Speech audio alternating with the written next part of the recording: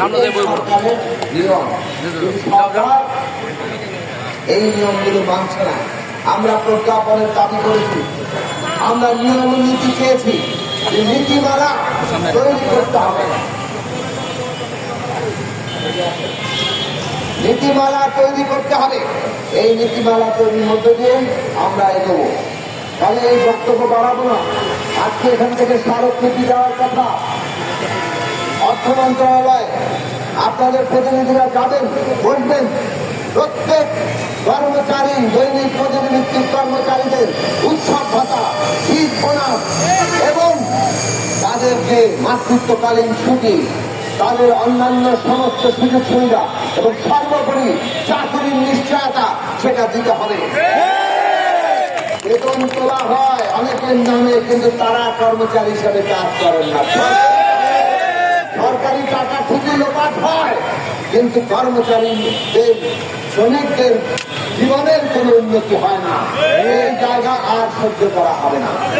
কাজে আপনারা ঐক্যবদ্ধ থাকুন, আপনাদের সংগঠিত শক্তি ঐক্যবদ্ধ থাকবেন, নিয়মতান্ত্রিকভাবে আন্দোলন করবেন। আপনাদের নিয়মতান্ত্রিক আন্দোলনের জোরে ওই ন্যায্যতাকে আপনারা আপনাদের দাবি আদায় করতে পারবেন। মনে রাখবেন, মুনাফিকদের সম্পর্কে সাবধান থাকবেন। আপনাদের বন্ধু থেকে অনেকেই আপনাদের বিরুদ্ধেই কাজ করবে। সংগঠন এমন ভাবে করবেন যাতে আপনাদের বিক্রি করে কেউ কখনো ব্যক্তিগত ফয়সালার সুবিধা হাসিল করতে না পারে। আর ফ্যাসিস্টদের ব্যাপারে সব সচেতন থাকবেন।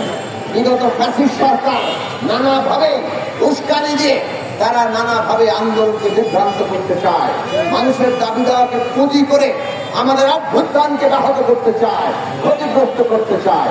কাজে সেই দিকে আপনারা সচেতন থাকবেন।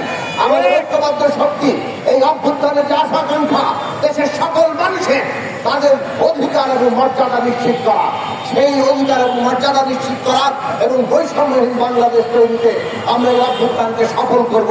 বাংলাদেশের শ্রমজীবী মেহনতি কর্মচারীরা, শ্রমিক, কৃষক, মেহনতি মানুষ, তাদের অধিকার প্রতিষ্ঠা না হলে অভ্যুত্থানের বাংলাদেশ তার অর্জন নিশ্চিত হবে না।